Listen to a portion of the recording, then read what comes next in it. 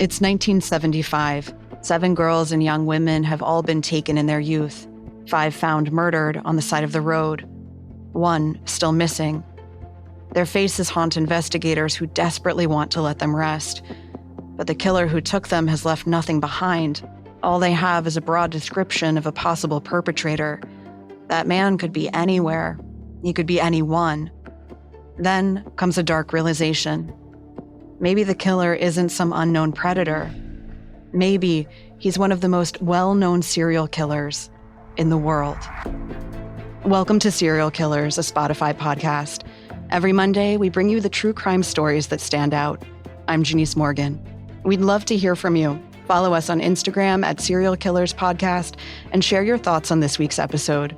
Or if you're listening on the Spotify app, swipe up and leave a comment. This episode includes discussions of murder and sexual assault.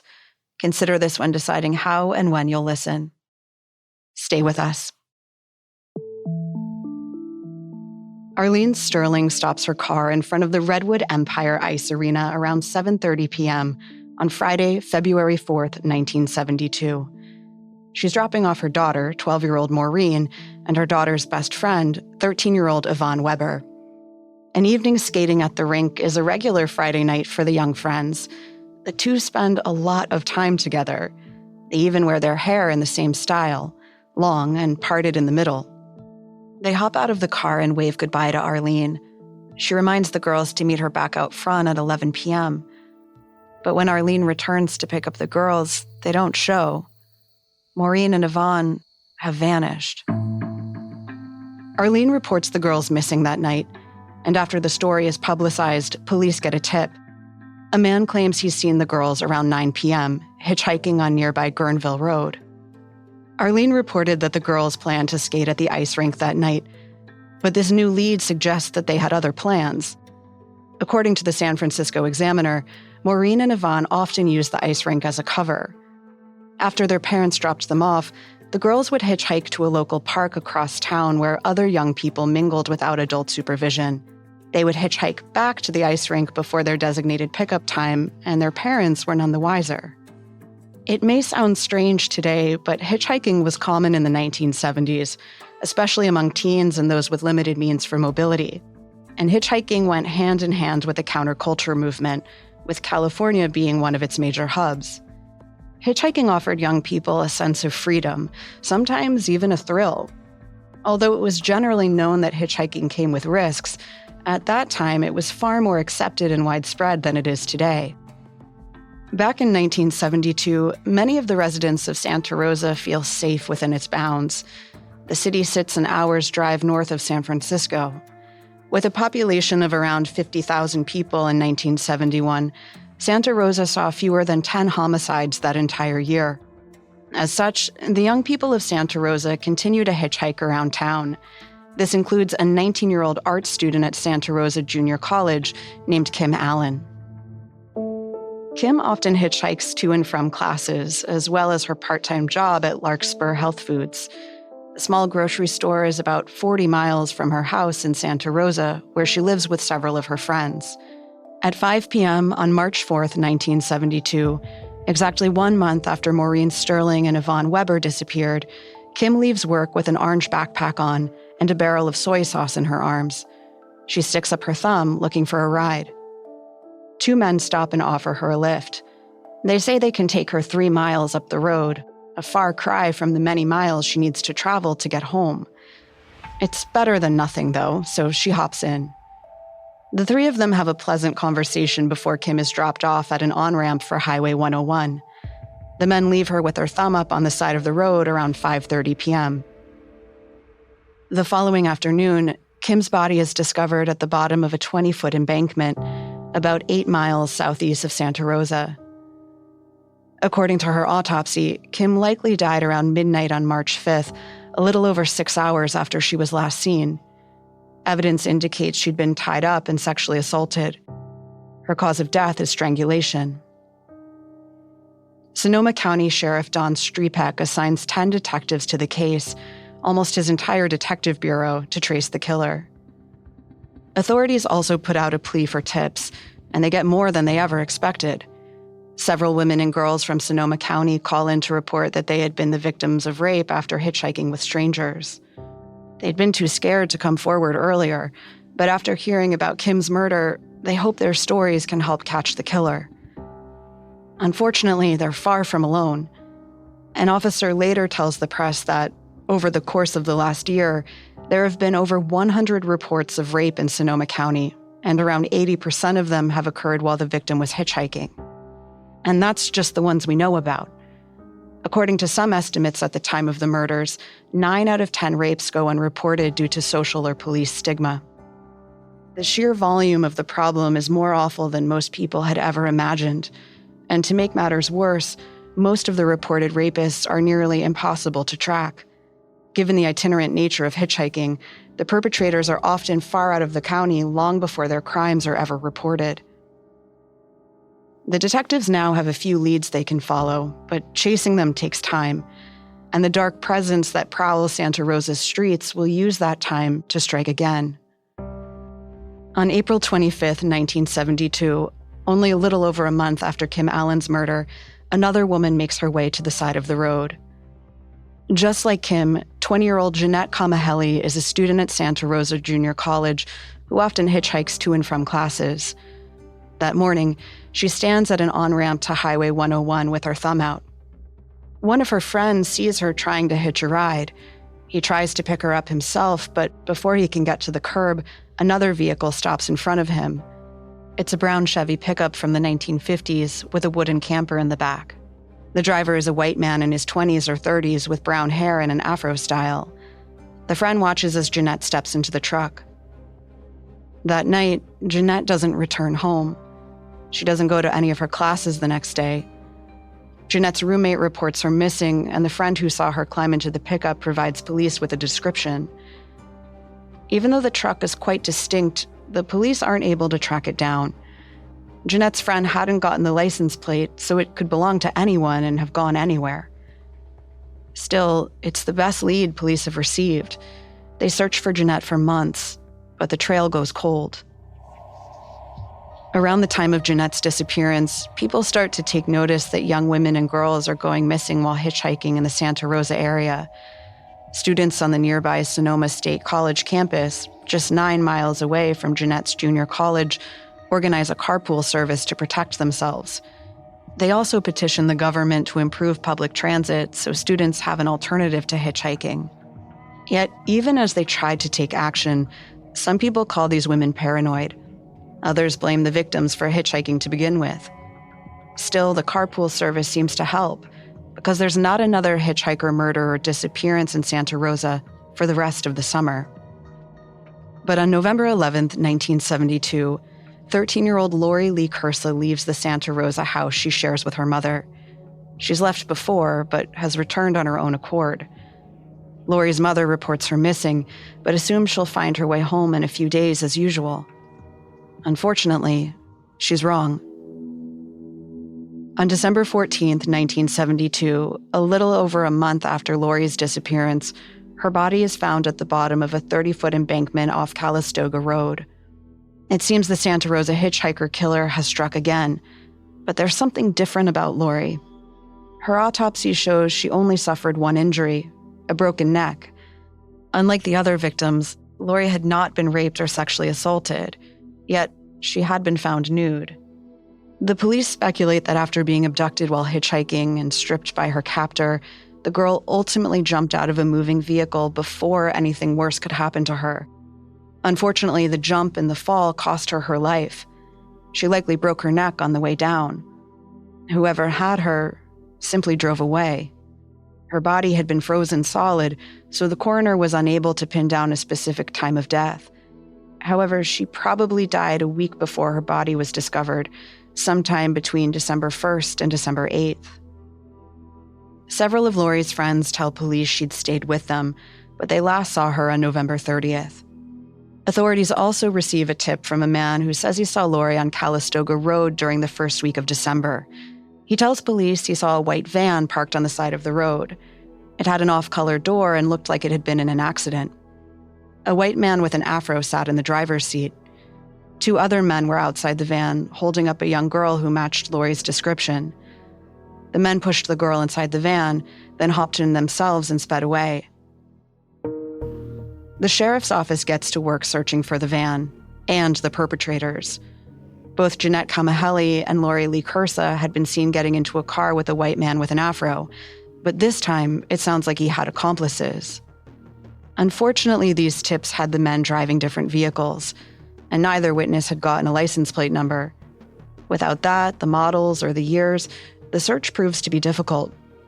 Police make the description public in the hopes that someone who had seen the van might come forward. But instead of a tip, the next call the sheriff's department gets is far darker.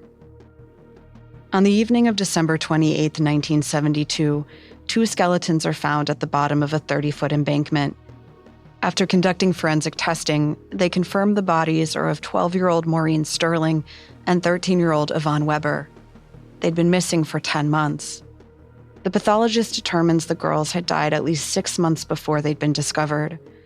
Unfortunately, the autopsy was unable to uncover any other useful information, like the cause of death. Some publicly admit their disappointment with the sheriff's department. Yvonne's stepfather claims that during the girls' entire disappearance, the police had treated them as runaways. Now, the best the sheriff's department can do is try and find the girls' killers. And the discovery of their bodies reveals they have a much more serious problem on their hands. 4 young women's bodies have been found, completely nude, tossed down embankments on the side of the road. All of the victims have been young women with long hair parted in the middle.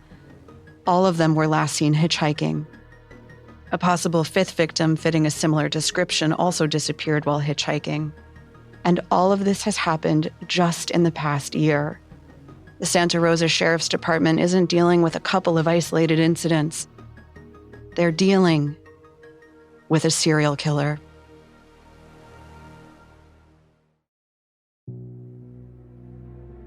By the beginning of 1973, residents of Santa Rosa begin to suspect a serial killer is stalking their community. They're horrified. To them, serial killers are supposed to strike in big cities like Sacramento or Los Angeles. Even the Zodiac killers stayed mostly near San Francisco, at least an hour's drive south. To make matters more frightening, they have very little information about the killer. According to witness descriptions, he is probably a white man with an afro hairstyle. Beyond that, though, little is certain. One report says he drives a truck, another says he drives a van, and one even claims he has accomplices. The press warns girls and young women to stop hitchhiking until the murderer is caught. But sadly, those warnings didn't reach the towns outside of Santa Rosa. On February 6, 1973, 15-year-old Carolyn Davis runs away from her home in Anderson, California, a tiny town over 180 miles north of Santa Rosa. Caroline sends letters back home that explain why she left. She skipped too many days of school. She's worried she'll have to go to juvenile detention. She assures her mom she won't be hitchhiking. She knows how dangerous it is. But when letters start coming from farther and farther from home, Carolyn's mom suspects her daughter is hitchhiking. Carolyn seemingly makes it as far as New Mexico and Illinois, but midway through the summer, the letters stop. On July 31st, Carolyn's body is found at the bottom of an embankment off Franz Valley Road. It's about 11 miles north of Santa Rosa. It's less than 4 feet from where Yvonne Weber and Maureen Sterling's bodies were found. The area where all 3 bodies were found is pretty remote. It doesn't seem coincidental. Police confirm what everyone's been thinking. There's a serial killer in Santa Rosa. Officially, they only say Maureen, Yvonne, and Carolyn were killed by the same person, but they are investigating the similarities in the murders of Lori Lee Cursa and Kim Allen and the disappearance of Jeanette Kamahele. And if it is the same killer, his methods have evolved. Carolyn's autopsy shows she died of strychnine poisoning. But the police have some good news, too. They have a suspect. Back in June, authorities in Golden, British Columbia arrested and charged a man for attacking an officer and sexually assaulting 2 girls. When investigators looked into his past, they discovered the man is a lead suspect in 3 sexually motivated killings in Virginia and Colorado. He's also been charged in the recent murder of a man in Sonoma County. a man whose body was found in an embankment near Santa Rosa. The police are able to place this man in Santa Rosa on July 18th, the day Carolyn Davis was likely killed. Given his violent past and his location at the time of the murder, he seems to fit the bill for the Santa Rosa Hitchhiker killer. Sergeant Butch Carlstedt flies to Canada to question the suspect. He denies involvement through and through. Detectives spend the next several months looking into him and any more tips they can find. Yet for all their searching, nothing can directly tie the man to the killings. To make matters worse, none of the tips they receive lead to any other plausible suspects. The police are left in limbo, and Santa Rosa is left in fear. As Christmas approaches, a grim atmosphere falls over the town. Far to the south, a group of friends ring in the winter holiday on the golden beaches of Malibu. 23-year-old Teresa Walsh lives in Miranda, a tiny town over 160 miles north of Santa Rosa. She's in the Los Angeles area visiting some friends who live there. On December 22nd, Teresa's vacation winds to a close and she gets ready to make the trek back north. She's due to arrive just in time for Christmas, which she'll spend with her parents and 2-year-old son. She says goodbye to her friends and sticks her thumb out on the side of the highway. But Christmas comes and goes, and Teresa never returns. Come New Year's Eve, her family files a missing persons report. Unfortunately, no one has seen her in days. She could be anywhere. Then, on December 28th, 2 teenage boys are kayaking down Mark West Creek, a popular whitewater area just outside of Santa Rosa. As they flow downstream, they notice something bobbing up and down in the water far ahead of them. It's Teresa Walsh. An autopsy determines Teresa died by strangulation. She'd also been tied up and sexually assaulted. The coroner believes she's likely been dead for about a week, and she could have been discarded into the creek anywhere upstream. The waters had been unusually high that week, so the body could have been carried for miles. Once police established the timeline, they realized they have a problem. Their only suspect couldn't have committed the murder because he was in prison, and since he didn't kill Teresa Walsh, it stands to reason he hadn't killed any of the other victims either. The Santa Rosa Hitchhiker killer is still on the loose, waiting to strike again. But if he does strike again, it's not in Santa Rosa. After Teresa's murder in December 1973, the city goes quiet. The following month, similar murders begin occurring in Washington state. The Santa Rosa Police Department investigates the possibility their killer has moved north. In July 1974, the killings in Washington stop, then pick up again in Salt Lake City. In Santa Rosa, Sheriff Streepak and Sergeant Carlstedt believe all of these murders, along with 28 other killings across Northern California, may be connected. But it's more than they can handle within their small department, so they bring in the help of the FBI and forensic psychologists to help them create a profile of their killer. In April of 1975, the Sheriff's Department present their findings to the public. According to the FBI's Behavioral Science Unit, the killer murders his victims slowly, for gratification. He keeps items such as jewelry or clothing as mementos. He may regard himself as a religious messiah, cleansing the world of, quote, fallen women. It's likely he lives in or is from Santa Rosa and is familiar with its more rural areas. He may be a loner in his early 30s with a high school education, a hatred for his mother, and a history of animal torture. The report also includes similarities between the victims. All were young girls and women found nude. They all had long hair parted down the middle and went missing while hitchhiking. After he puts all the pieces together, Detective Streepak proposes a theory with a tie to an even more famous serial killer case. The Santa Rosa Hitchhiker killer could also be the Zodiac.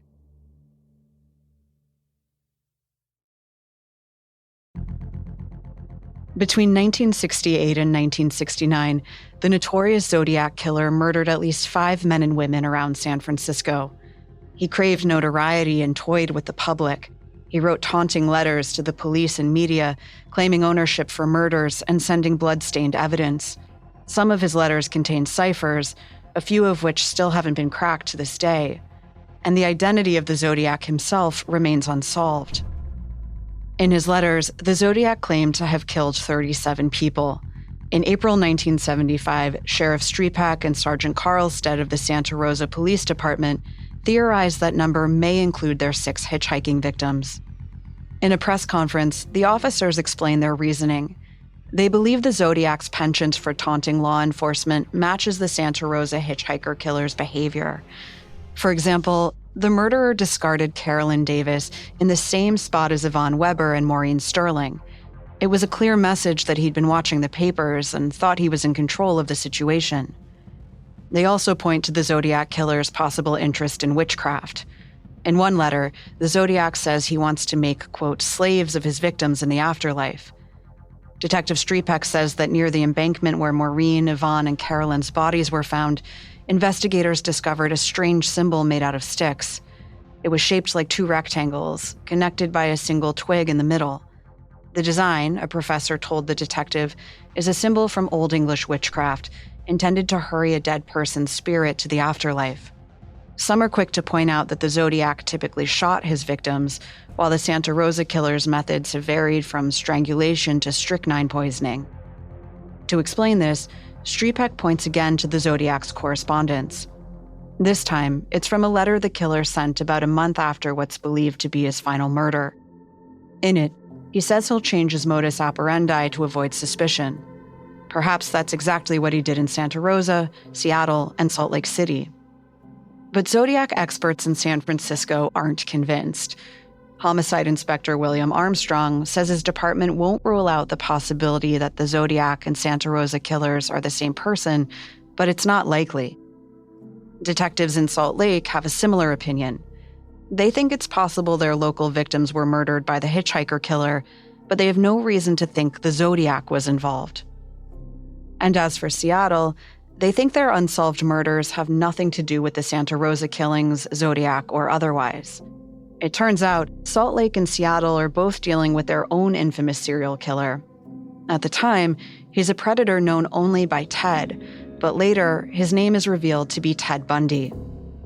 Ted Bundy was sentenced to death in 1979 for several murders and attempted murders in Florida. 10 years later, in the days leading up to his execution, Bundy makes full confessions to several law enforcement officers.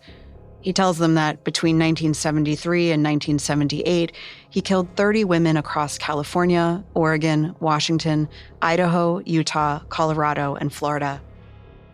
Though they can no longer prosecute Bundy, detectives in Salt Lake City and Seattle feel they can close many of their unsolved murder cases. But for Detective Sergeant Mike Brown, Bundy's confession opens up so many more questions in the Santa Rosa hitchhiker case. Brown has taken over files from Butch Carlstead, who's now retired. And while his predecessor is skeptical, Brown believes Ted Bundy may be their culprit. He points out some of the similarities between the cases. Ted Bundy often targeted girls and young women with long brown hair parted down the middle. Every victim in the Santa Rosa hitchhiker case had the same hairstyle.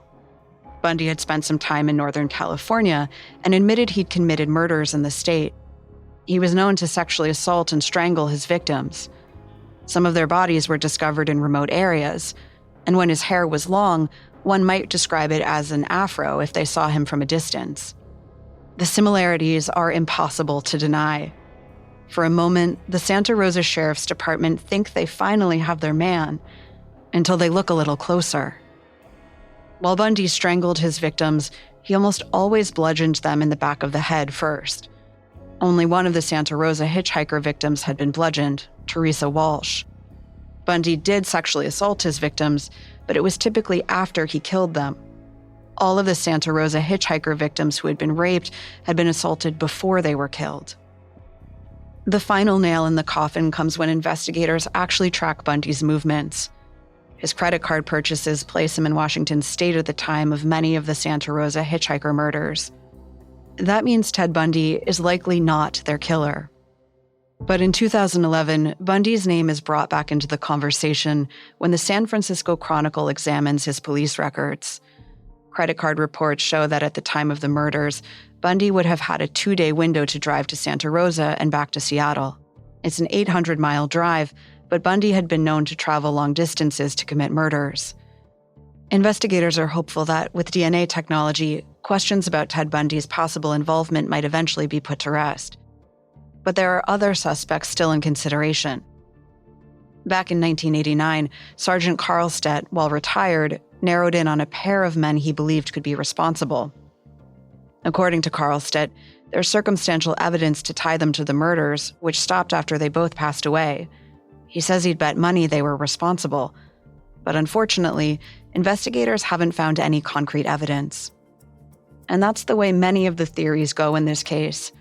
A suspicion, a feeling, but no tangible proof. It's the same reason a man named Jack Alexander Boken is a suspect. In 2022, the Press Democrat reports a recent development in technology that solved a 26-year-old case. In 1996, Michelle Marie Veal had been raped and murdered in Union City, only 80 miles away from Santa Rosa. DNA evidence found on Veal's body is a positive match for Boken, a convicted rapist, child abuser, and now, Veal's most likely killer. This prompts investigators to look into Boken's past. Many of his rape cases were similar to the Santa Rosa Hitchhiker Murders. He chose victims with long hair and often picked them up by the side of the road. His parents owned a house in Santa Rosa during the years the murders took place, which meant he could have been in the area. Boken was imprisoned on multiple rape and child abuse charges in 1997. He spent the rest of his life behind bars until he died of pneumonia on December 4th, 2021, at 78 years old. He can never be questioned about the Santa Rosa Hitchhiker Murders, but luckily, his DNA is still in storage. Using refined technology, investigators intend to find out if he was the man responsible for the Hitchhiker Murders all along. Police also have the DNA of a man named Jim Mordecai, who lived on a ranch in Sonoma County in the 70s. In 2024, Mordecai's step-granddaughter Sierra teams up with the streaming service Max to produce a docuseries titled The Truth About Jim. Mordecai died in 2008 and had no criminal record, but when family members clean out his belongings, they find female jewelry they can't identify. That leads to the unearthing of decades-long allegations. Mordecai reportedly sexually assaulted one of his stepdaughters when she was a teen. Other female family members allege Mordecai threatened to tie them up and kill them. Sierra wonders if her step-grandfather could have been the Santa Rosa Hitchhiker killer, the Zodiac killer, or both. Sierra hands over Mordecai's DNA to the Santa Rosa crime lab, but as of this recording, there are no updates on the testing. And unfortunately, it's not the only unanswered question in this case. On July 6, 1979, 6 years after Teresa Walsh was murdered, a couple of hikers found bones in a steep ravine just off Calistoga Road. They had discovered the final victim of the Santa Rosa Hitchhiker killer. The remains must have been there for a very long time, because investigators also found a hard contact lens that likely belonged to the victim. These hadn't been popular for at least 5 to 7 years. This placed the victim's murder squarely in the midst of the Santa Rosa hitchhiker slayings between 1972 and 74. The connections became even clearer when strands of long, dark hair were discovered nearby. The size of the bones showed they likely belonged to a teenage girl or young woman, and the location of the body was just 100 yards away from where Lori Lee Curse's body had been found in 1972. It was also observed that she'd been tied up, much like Teresa Walsh. At first, investigators assumed the body belonged to Jeanette Kamahele. She'd last been seen in 1972 getting into a car with a white man with an afro hairstyle. Her body had never been found. But dental records later proved these bones did not belong to Jeanette. The investigators tried to identify the body by cross-referencing the dental records with unsolved missing persons files, but they were unable to find a match. To this day, the skeleton, the Santa Rosa killer's suspected 8th victim, is known only as Jane Doe. The tragedy left an open wound on the psyche of the city, one that longed to be healed. And now, 50 years after the slayings, only science may tell us who killed these young women. For the average person, life in Santa Rosa has long since returned to normal. The population has more than tripled since the 1970s, and its idyllic countryside and wine vineyards draw tourists and residents to the area year-round. But the horrors remain in the memories of the city's older residents. Many stopped hitchhiking. They warned their kids of the dangers, and an upraised thumb has become a thing of the past.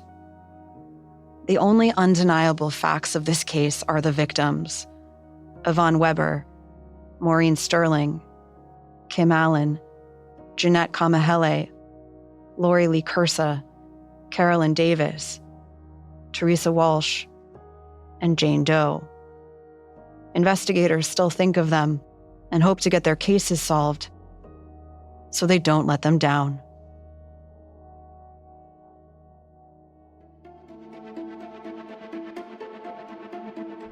Thank you for listening to Serial Killers. We're here with a new episode every Monday. Be sure to check us out on Instagram at Serial Killers Podcast. And if you're listening on Spotify, swipe up and give us your thoughts. For more information on the Santa Rosa Hitchhiker Murders, among the many sources we used, we found coverage in the Press Democrat extremely helpful to our research.